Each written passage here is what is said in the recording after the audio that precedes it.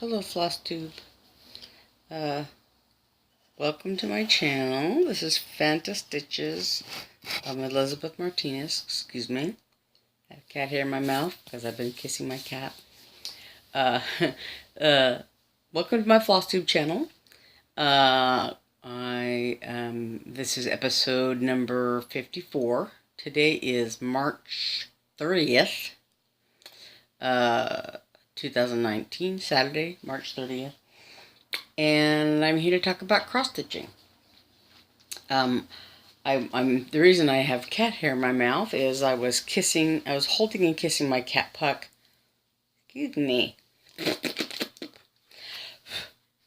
Because he's been a little out of sorts lately, and I'm afraid that he's getting sick, and it's sort of bad timing, you know, because I've got the retreat coming up, and I don't want to spend, you know, $1 zillion on vet bills, and you know, he really hates the vet. He likes he doesn't mind, you know, if you were a stranger and you came to our house, he'd be nice. He's not afraid of people, and he's not afraid of strangers. Like Snug, my other cat, would hide under the bed or something, and Puck would go out there to meet you, you know. When I first moved out here, I had to have a plumber come to my house to work on the toilet, and you know, Puck was, you know, Puck wanted to meet the guy. Puck, like, I had a lot of trouble with Puck being an escape artist. You know, he would go out, because I lived in a ground floor apartment, he would go outside. If I didn't watch him like a hawk, he would run out the front door, you know. And it was very dangerous because, you know, I lived close to I didn't want to get him to get run over or lost or whatever. But so when the plumber came over, Puck ran out the door, and he actually came to the plumber, and the plumber coaxed him inside, which was weird and unusual. Anyway, but Puck hates going to the vet. He like turns into a screaming banshee at the vet. And I don't know if he was traumatized when he was younger going to the vet, or he just doesn't like it, and he's ornery and, you know, makes it known that he doesn't like it, what his deal is. But anyway, he's, you know, I don't want to have to take him to the vet if I don't have to. But he's kind of like, I can't tell if there's something going on with his mouth, if he wants to throw up. Last night I dreamed that it was his ear that was bothering him. So today I was kind of looking in his ear, trying to, you know, feel in his ear to, you know. I dreamed last night that he came to me and like turned his head, and like his ear dripped on me or something. So I was like, well, maybe it's his ear. I don't know. But something's bothering him. And so I've been kind of trying to keep an eye on him and take a look at him, and anyway, he's not doing well. Poor little Pucky. Anyway, so enough about me and Puck. I'm trying to talk about cross stitch. Trying to get back to that. So, sorry, I'm looking at my notes. I wrote some notes here. So, I did some stitching. I mentioned last week that I did the Christmas penguin. I'm not going to show it again this week because it's on hold now till the retreat, because I think I'm going to work on it at the retreat. But so I did some other stitching in the meantime, and I had done a little bit of Santa's house for Bendy Stitch's birthday, Sal, a couple weeks ago. And so this is Santa's house. I worked on it a little more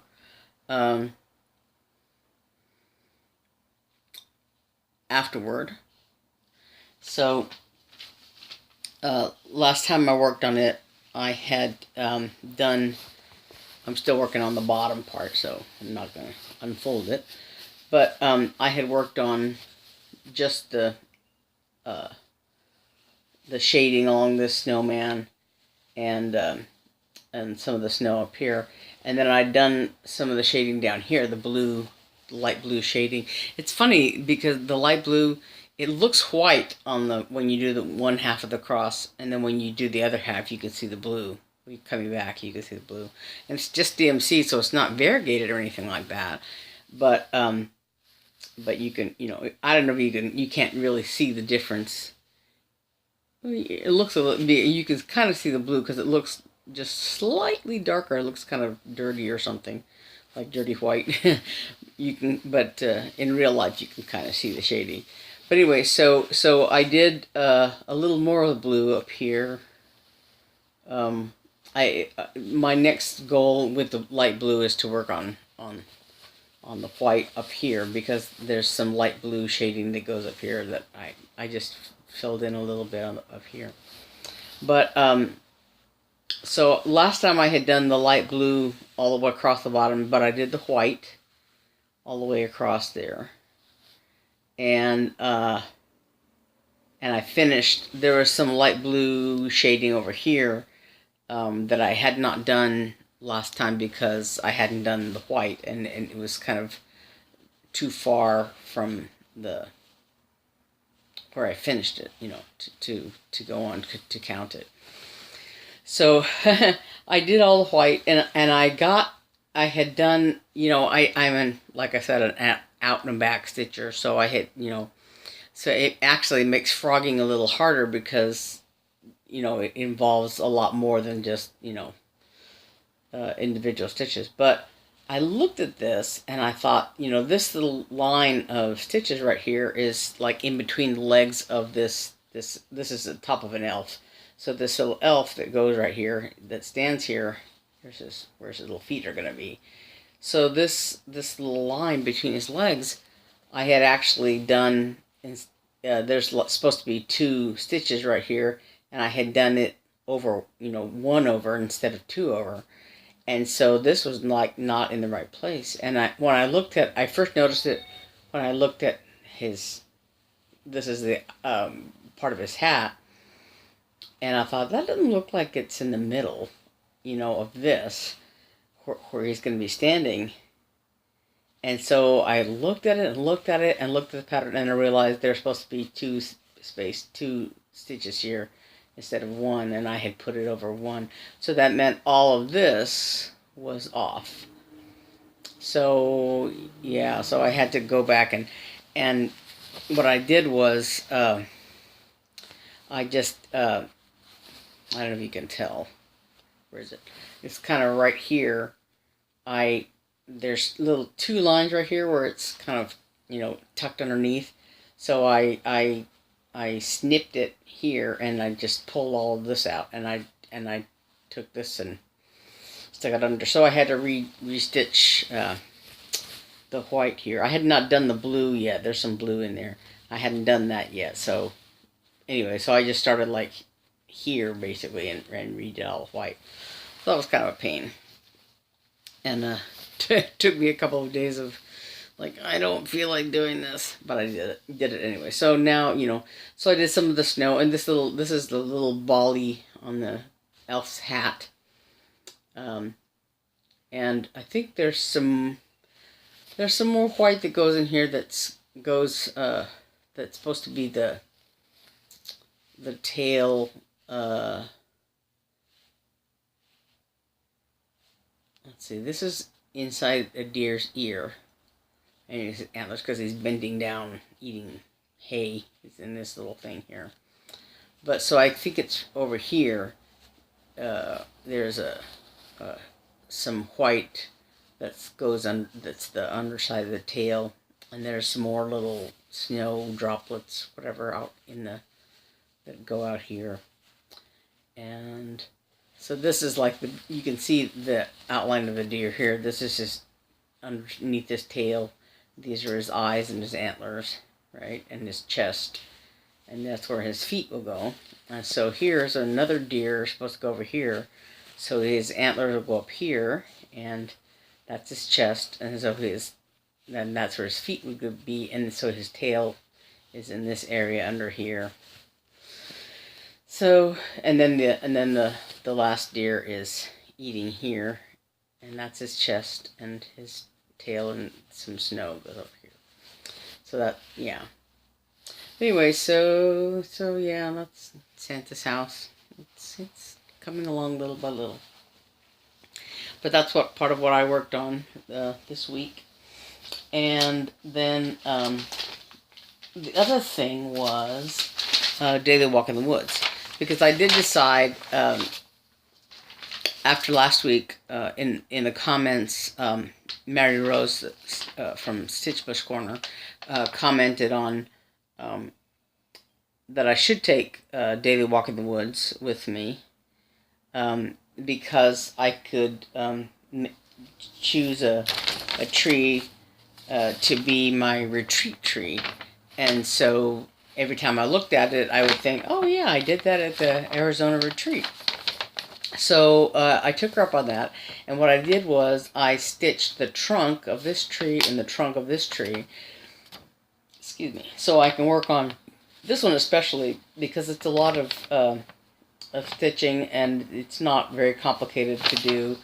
And I keep talking about this like it's like, oh, it's going to be so hard to get any stitching done. And I don't know what it's going to be like, but I thought, you know, if nothing else, I've got these started. So this tree, this one has some one color on the outline of the leaves and one color on the inside of the leaves, and then this one is just lots of rows of the same color. And I kind of want to do this tree here too, but I think or else I might do this one. So anyway, so I did some work on this chart, you know, and it occurs to me that I'm really not gonna. I didn't really leave much margin to squeeze this, you know, this in. I'm gonna have very little margin left over on this piece, but hopefully, you know, because I thought, well, this is the top of this tree is going to be the top of the fabric, and it kind of goes up a little ways, maybe right here, so it's going to be a tight fit. But anyway, so I stitched these two trunks, so you know the leaves of these two trees will go in here. And I finished the trunks. These two trees, I had just the little green parts. I had not done any of the trunk at all. So I stitched the trunk, these two tree trunks, and I did these two little tiny things right here, little flowers, whatever. So that one big tall tree goes up here, goes in this area here. And the problem with it is that it's kind of scattered, so I don't know if I would probably start with the leaves first, because it's just, you know, harder. But there's also another tree that goes over here, I think, that has like that's pretty close here. It has like some little mushroom things at the base of the tree, and so I might get that started too, and fill in this corner a little bit. I'm close to the edge on this side, so, but then there's a whole lot of junk that goes over here, a lot of trees that go over here. So yeah, so I'm a little ways, you know, I'm getting that, working on it. So I think I'm going to go ahead and take this as well, just because I can just, like I said, there's a lot of little finishes involved. I can look at that and say, you know, hey, I did this tree or these trees at the retreat, and it'll be fun. So, so I think that's pretty much all the stitching that I did in this past week. I don't know if I did some. I worked on Daily Walk of the Woods yesterday, I think. But I went with my sisters to go see Dumbo, the new Dumbo movie. And the movie was fun. It was nice. But but the theater was, left something to be desired. My sisters and I usually go to a local chain here. Well, I say local chain. It's not local. I don't know. Um, but they have them out here in Arizona. They did not have them in Arkansas, so that's why I think of it as a local chain. But I don't know. Anyway, it's a chain here in Phoenix at least, and maybe out west. I don't know, called Harkins, and that's usually the theater that we go to. There's several here in town, but they have a nice little deal with like every year you can buy a plastic refill cup so that when you go to the concessions and get a refill, it's only like $1.50 or I don't know. It's very cheap for like a 32-ounce soda. So once a year in January, whatever, you buy a new cup and then you can use it all year long. You can get a refill for really really cheap. And most theaters, the expensive part of going to the theater is the concession stand. But you can also get, you can get a small popcorn for it's overpriced, but it's $5.99 for like a I don't know a little bag of popcorn, and and whatever. But so we went to this other theater chain, and because my sister had a gift card for the theater chain, and so that's why we went there. Um, but so I guess like everything is automated, kind of. They had ticket kiosks where that are sort of self-serve with touchscreen things, but they had a person there, a guy there. So and it was we went early in the morning. We went to like one of the first showings, so it was very empty. But they had a guy there, so we went to his line, to have him buy our tickets because it's assigned seating, um, like I guess many or most theaters are now. So since there were four of us and we were all buying our tickets separately, there was my sister and her son, my younger sister, and my older sister and me. So we were each buying we were buying the tickets separately, but we wanted to sit together, of course.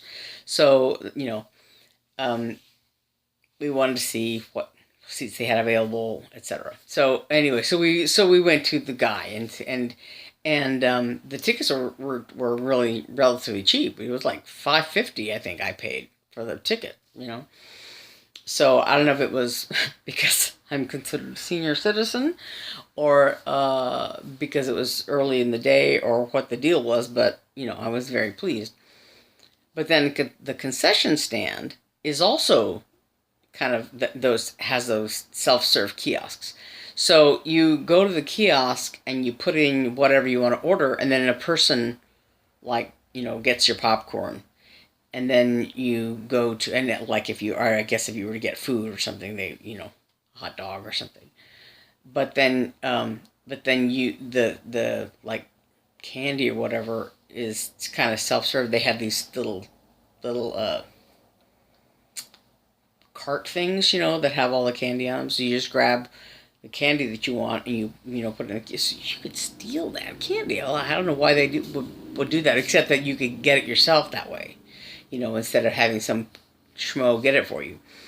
But so you get a whatever candy you want, and anyway you go to this kiosk and you put in that you're ordering popcorn, that you're ordering candy, that you're ordering drink, whatever you're ordering, and then you pay for it there at the kiosk, and then somebody brings you the popcorn, but then you go and they have one of those drink machines things, and you put in whatever drink you want, and so but it was expensive because the only like popcorn options they had were like a bigger bag for like $7.99, I think it was, and then a tub.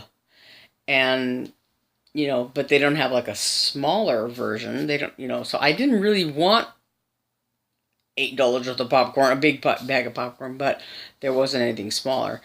And anyway, so it was kind of, and also the lady that was getting the popcorn was kind of rude. I don't know. It was not a pleasant experience in that regard, but it was kind of a private showing. I don't think there was anybody else in the theater besides my sisters and me. So there was, it was like a private showing. It was pretty good. But anyway, but the seats were a little uncomfortable and just, it's just, not an overall great experience as far as that's concerned. The movie was okay, it was good. But anyway, so I talked about a movie long enough. But let me think, check my notes real quick. Okay, so in preparation for the retreat, I went ahead and kitted up the two other things. I talked about this little Squirrel's Night Out, and let me get this, the hedgehog project. So I kitted these up yesterday, or I don't know, yesterday or the day before, with some fabric and the threads. This one calls for DMC threads, and I had them all. I was kind of surprised. I was actually thinking about buying just so I wouldn't have to pull them from another project, but these were all in my floss box. And these were mostly, there's a couple that are missing, but this chart actually calls for Weeks Dye Works flosses, and I went online, and you can tell from my scrawly notes here, went to one of the online conversion charts and got some DMC numbers written down here. And I had all but two of them, and the two that I couldn't find, I suspect might be kitted up in some whips that I have in my box that I'm not working on right away, because it wasn't in the ones that I'm doing for my Stitch 9 challenge, for example. So anyway, but what I was thinking I might do is, because we are going to the attic at some point during this retreat, I might just buy the Weeks Dye Works flosses while we're there. Because they're very little used in this. It's a very small. Well, here's the little medallion thing. So it's a very small project, and so. So I might just buy them just, because it only calls for 1, 2, 3, 4, 5 colors. So, that might be what I buy at the attic. I've only used Fancy Floss one other time, I think. I bought a little kit at the attic that came with, and matter of fact, I have. I didn't FFO it. I have a bag of it's protected from all the cat hair that's roaming around. But I have a bag of projects that I stitched but did not FFO, have not FFO'd yet.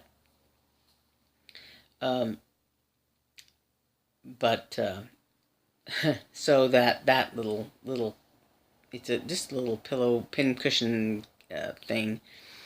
But anyway, it came with a little skein of overdyed floss. So I used it for that. So I have used it in the past, but I don't have a stash of overdyed flosses. But so I might buy the ones called for this design, just to have them, just for something fun. So anyway, I think I'm going to take these two little charts to work on at the retreat. because neither one is very involved. So I talked last week about my dealings with the tracking the seasons, excuse me, chart, and how I'd had a little bit of trouble with it. But so I went ahead and after I did the video, I went ahead and I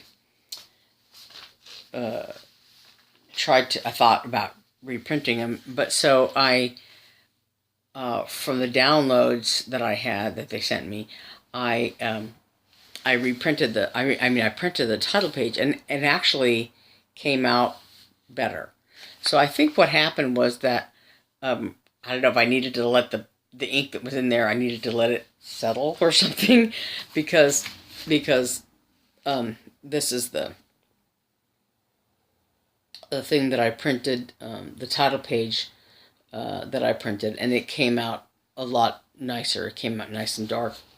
I think it came out well, and so and I printed a black and white version of the chart, because actually you can see the symbols better in the black and white version than you can even on the on-screen version of the chart. And I printed the colors and backstitching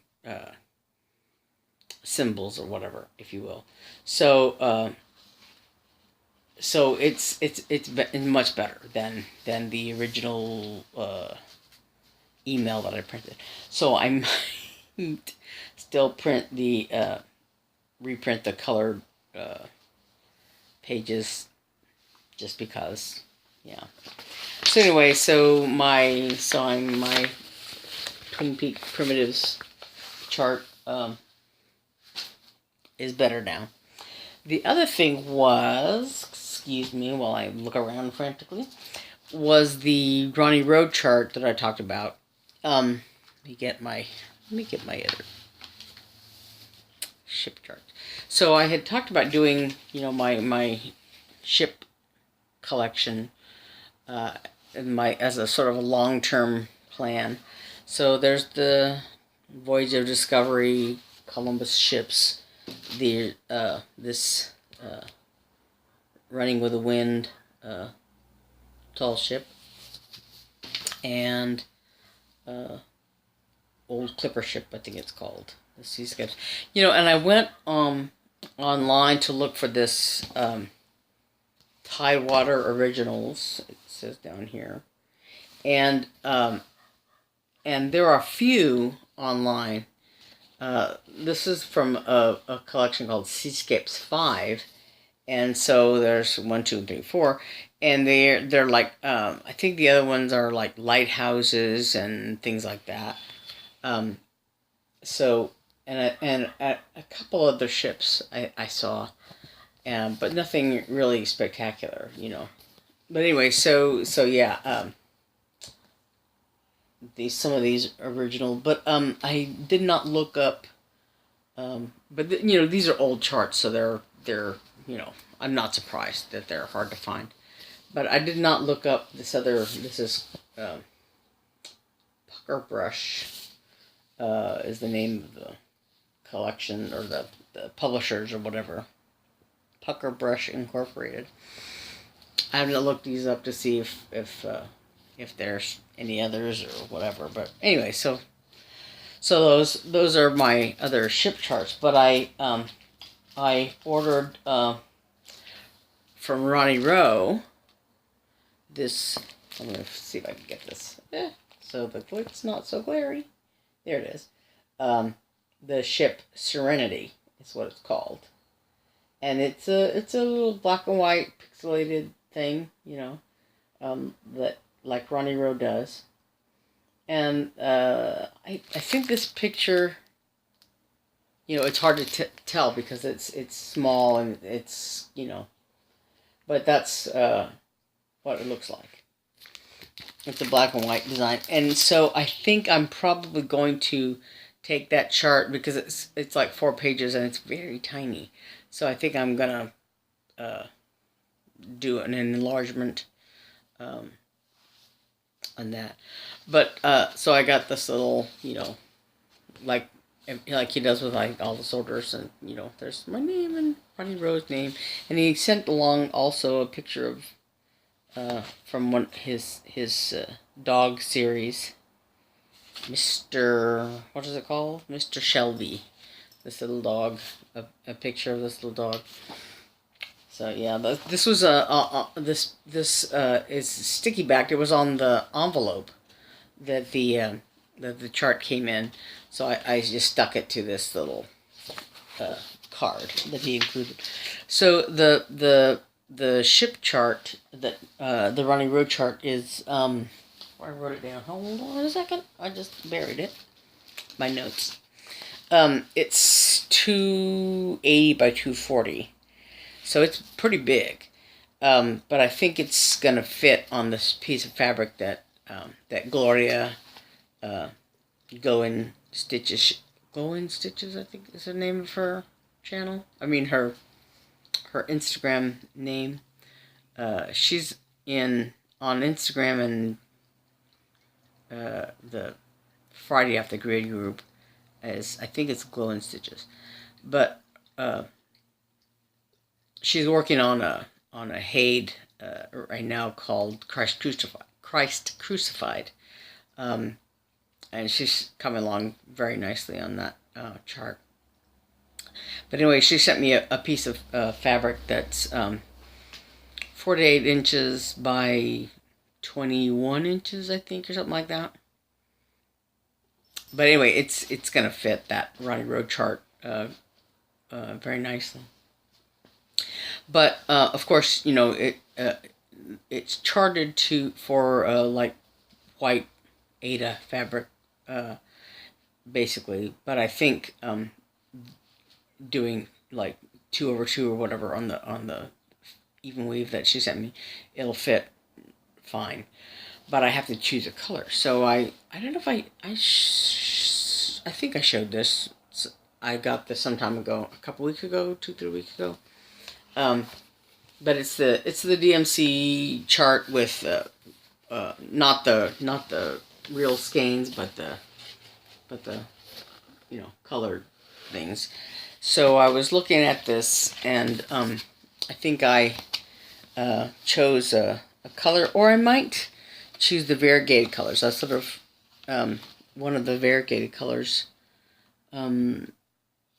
Like there's a. Let's see if I can fold this. Oh, sorry. The right way. Yeah, this is the page of the variegations. So one of these, I want to choose a blue color, I think. So one of these variegated blue colors, I might use like 42. What is it? I can't read backwards on the screen. Sorry. 4235, 4237, 4230. One of these right in here. Or if I do a solid color, I was thinking of, excuse me, like, sorry, I think it's 823. It's, somewhere like, in these dark colors in here, these darker blues. But the design will call for approximately 5 skeins of DMC, so it's really not that bad at all. So I'll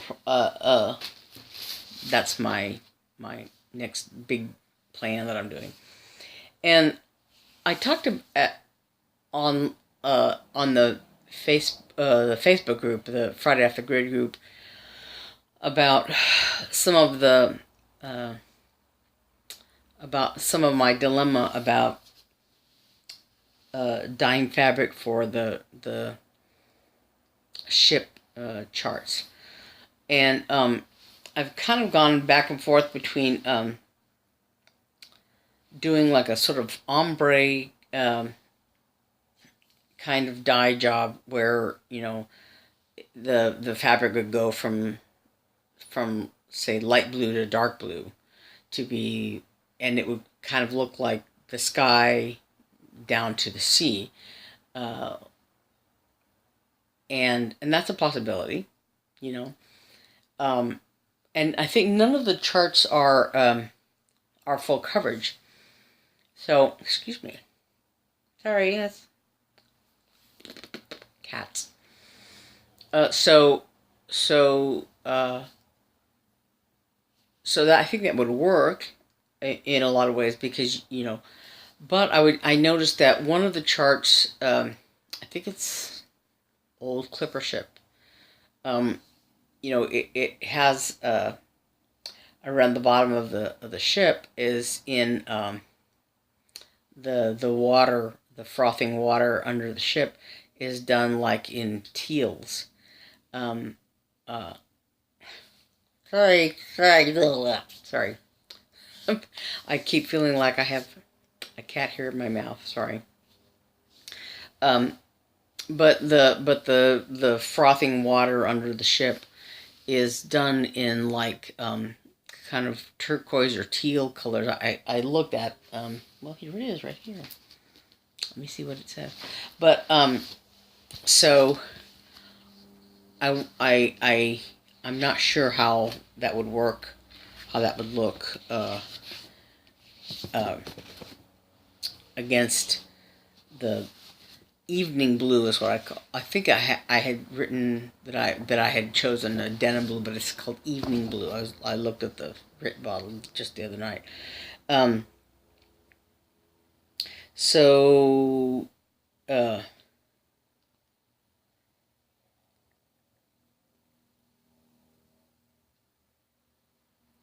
yeah, it's a blue green that is used to sort of represent the water underneath the ship. Sorry, I have this is the side of my brain surgery, and every once in a while I get a pain on my side of my head. Sorry.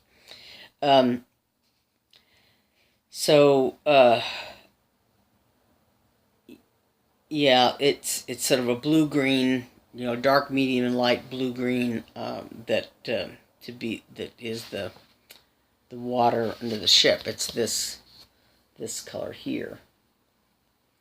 And on the light blue, like they have on the model right here, you know, it's not bad. It shows up pretty well. But if it were any darker, I don't know how it would look. It's kind of hard to say. So anyway, but so one option is that ombre effect of lighter blue to darker blue. And there's basically two different ways to do it from what I've seen and read and everything. And one would involve like sort of standing over the little dye pot and doing it for like probably half an hour. And it seems like that would get kind of tiring, you know. So, but what it involves is you would make the dye bath, and then you would dip the fabric in, and so like say the, you know, at the beginning of it, you would be the lighter color. So you would sort of dip the whole cloth in there for a certain amount of time, and then you would take it out and, you know, and sort of do this sort of dipping motion so that you would get darker, and, you know, as you went along. But it would take a while because, of course, ordinarily you would leave the fabric in there for some time, right?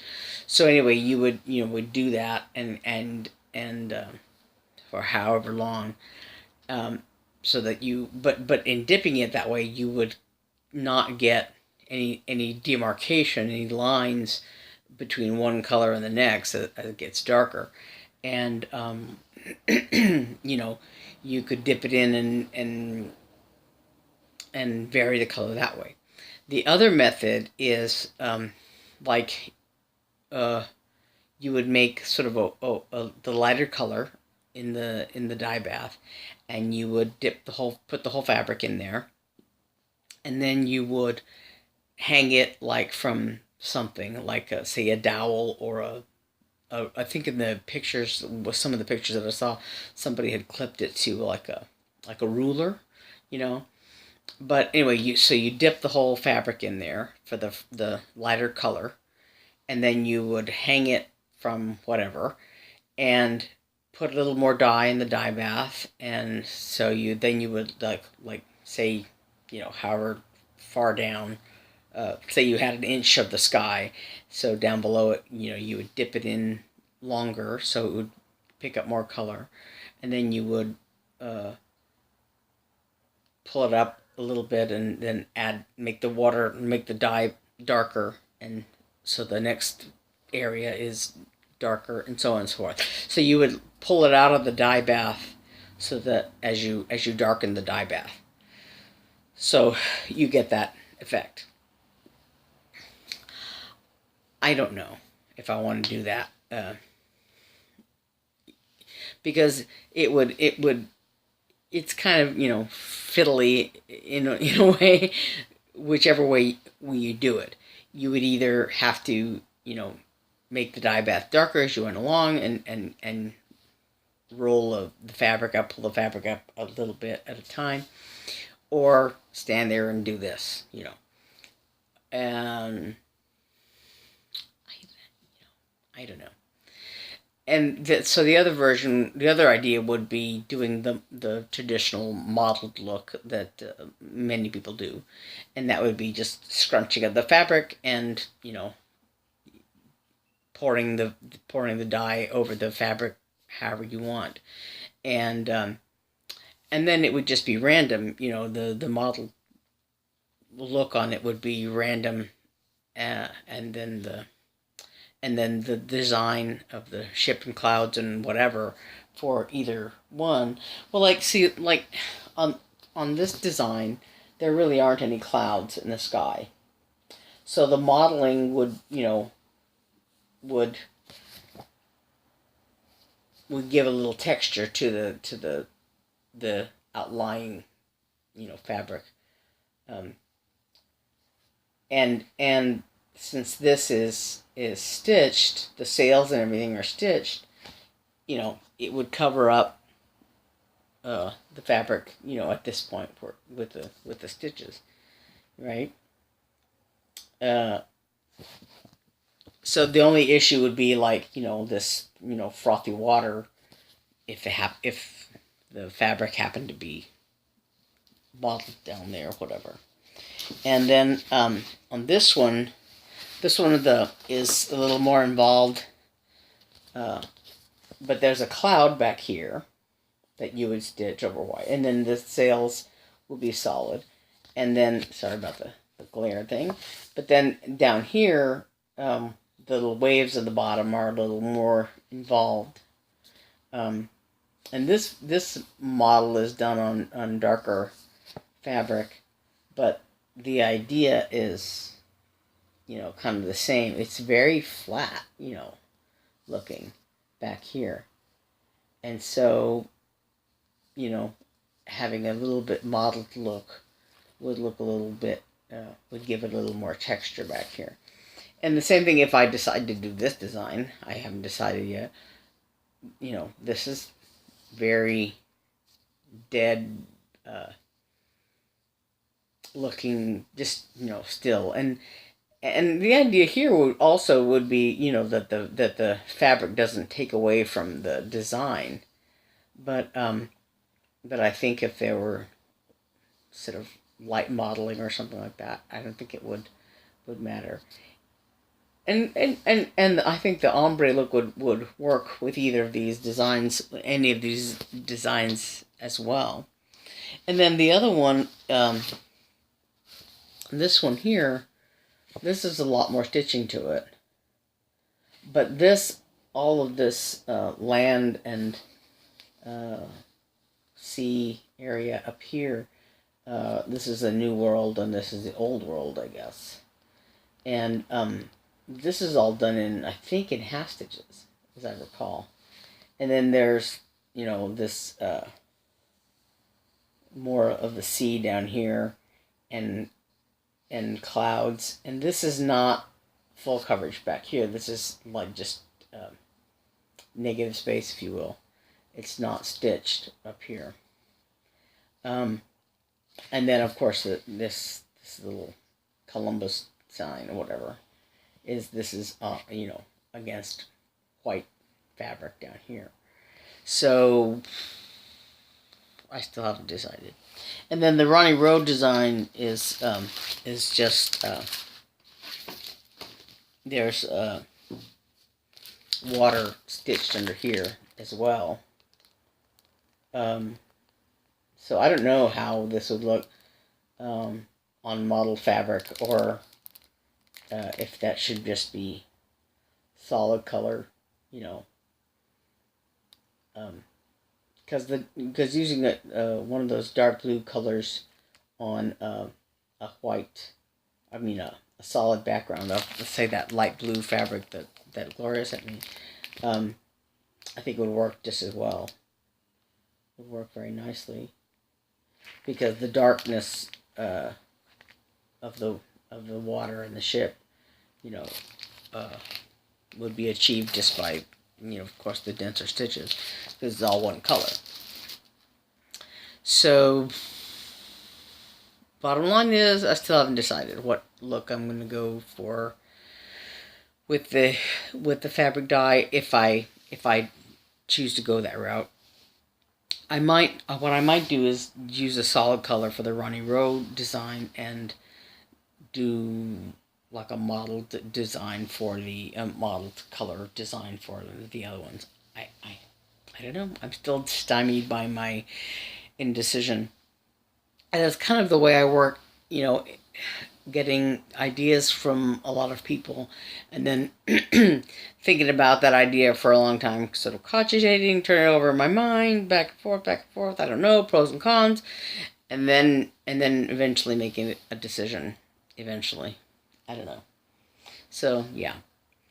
So, oh, and the other thing I bought recently, the other bit of haul, I went to Hobby Lobby or Joann's or some place.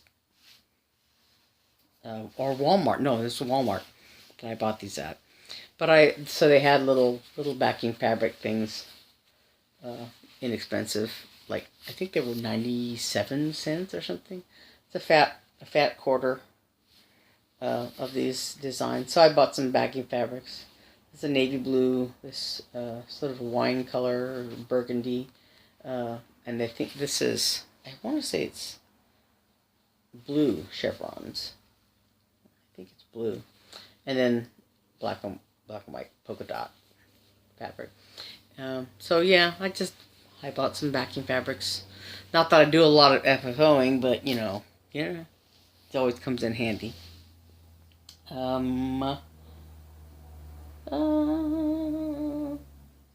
the other thing I bought was for the retreat. Someone had posted some t-shirt swag stuff on the t-shirts, and on the design they had was it did not say stitch shenanigans necessarily, but it came out, it was, you know, shenanigans. But there's like it's like a Venn diagram of intersecting circles, whatever. So one of them says, you know, like what it says something about like what goes on at retreats, and there's a little circle that says stitching, and another one that says talking, I think, or something like that, and the other one that says shenanigans is a big circle, you know, and so anyway, there's a t-shirt and some all kinds of stuff. So I bought a t-shirt and a little zipper pouch, and what was the other thing I bought? There's a third thing. What did I buy? A third thing. Anyway, a third thing. Also, I'll be surprised when it comes, because I don't remember. I have it written somewhere. I have an electronic receipt somewhere that of what I ordered. I ordered the zipper pouch, the t-shirt,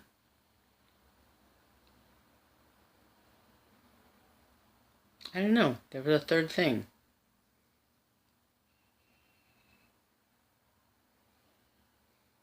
Let me see real quick if I can pull it up. If I can find it.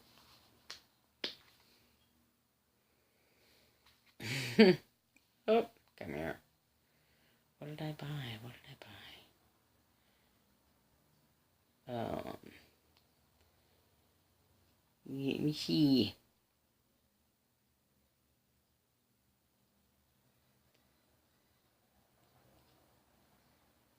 A t-shirt, a zipper pouch. Oh, a tote bag. That was the other thing. A t-shirt, a zipper pouch, and a tote bag with this design on it. So yeah, it's. I spent more money than I should have, perhaps, but once in a lifetime thing. Um, yeah. Anyway, so it's gonna be fun, and you know, I'm a little bit concerned with, it's. I'm looking forward to the retreat, of course, and downtown there are a lot of places. I talked about Paletta's Betty. This is my glasses case, but this is their little logo thing. It's kind of dirty because it's been in my glasses case for a long time. Um, but that ice pops, like I said. Anyway, it's right close to the motel, and there's a place called. My sister had mentioned this in the comments. It's called the Original Chop Shop. Is the place I was thinking of. It's a little cafe place. I ate there once with her and her daughter, my niece. I don't remember what we were down there for. Also a place. There's a little paint your own pottery place right across the street from Paletta's Betty, called Burst of Butterflies. So it might have been that we were there to pick stuff up that we had painted there. I don't remember, but anyway, Burst of Butterflies is down there. Paletta's Betty is down there, and the Original Chop Shop, and there's a lot of other restaurants and things there. But my concern is that, you know, I kind of, have this sort of two-edged sword in my life, that walking is something that I should do because it's, better for me to build up my strength and everything, since I had sorry about that.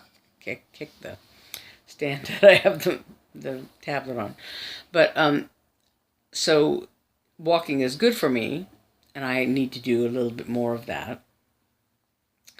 But it's also kind of exhausting, and sort of, I have a knee, my knee that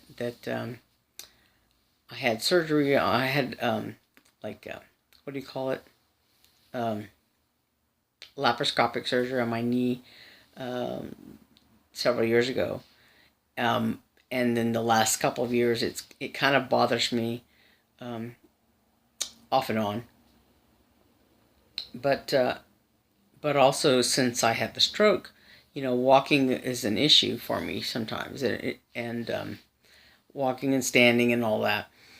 And so it's good for me, but it's also kind of very tiring, very exhausting for me, and I really can't walk long distances very easily.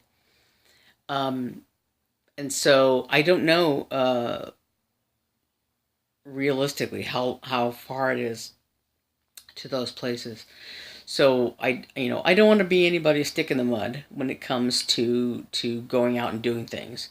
But I do know that I'm a little bit limited in what where I'm where I will go, and what and can do. I like, because I can't drive, so I can't just say, well, I'm gonna go so and so where. And so if I go somewhere, either somebody has to take me, or I have to take an Uber or something like that. And I don't want to fritter away, money on Ubers if I don't have to. Um, but so I kind of have a little dilemma in that way. I am looking forward to the retreat in terms of stitching outside, stitching, in going in the stitching room with lots of light and all that. But I just don't know. I don't know how much I'm going to get out and go places, and it for meals, things like that. How far I'm going to go. I kind of don't want to necessarily go to the little cafes in the restaurant. I mean, in the hotel so much, because I don't want to, because those are generally probably more expensive than eating at other places, and I don't want to go downtown and go wherever, like to the original Chop Shop, whatever. But but I don't know what it's like logistically for me, so I might take an Uber somewhere, or I might hitch a ride with whoever's, if somebody's going there, Um, I don't know. I don't know what it's gonna work out to be like. But I guess there's gonna be lots of us there without a car, who are flying, people who are flying in or whatever. So I imagine there's gonna be a lot of Ubering, or a lot of piling in someone's vehicle or whatever, someone who is driving. Um, so we'll see. I don't know. I don't know. I don't know what to expect in that regard. I like that. McKenna recently did a video of, like, where she sort of walked around the the venue, and pointed out, some places, some restaurants, and uh, places to go, whatever, that are within, everything. A lot of things are within walking distance, and I'm vaguely familiar with that downtown Chandler area, um, because I've been down there a couple of times. I've actually been at that hotel. My brother-in-law plays with the Chandler Symphony, and they had a reception there, one year. I don't know if it was the year.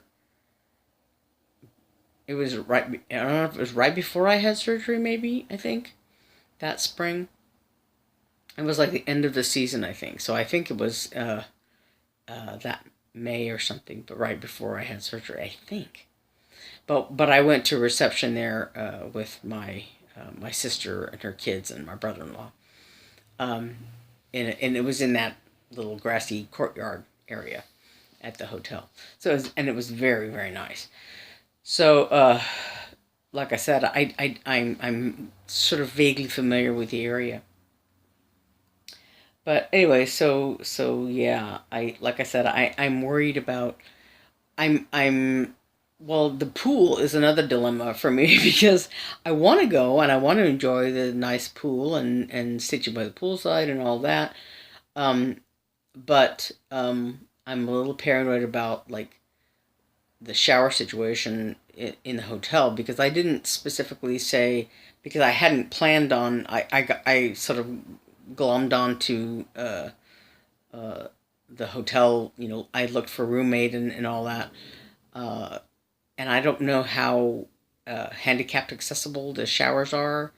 Um, and ordinarily, uh, for when I shower, I use a shower chair, uh, because of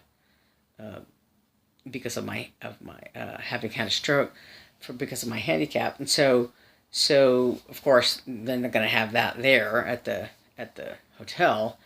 And I don't know, of course, if they'll have, like, a walk-in type shower, or a tub shower, which is what most hotels would have. So if I go to the pool, I can do a quick shower there, a quick use of their shower. I kind of, TMI, was thinking about, like, showering right before the retreat, and then, like, not necessarily showering during the retreat, because of that situation, um, and just, being a little stinky. Sorry, being a little stinky during the retreat. You know, Being clean, of course, but not necessarily jumping in the shower every morning.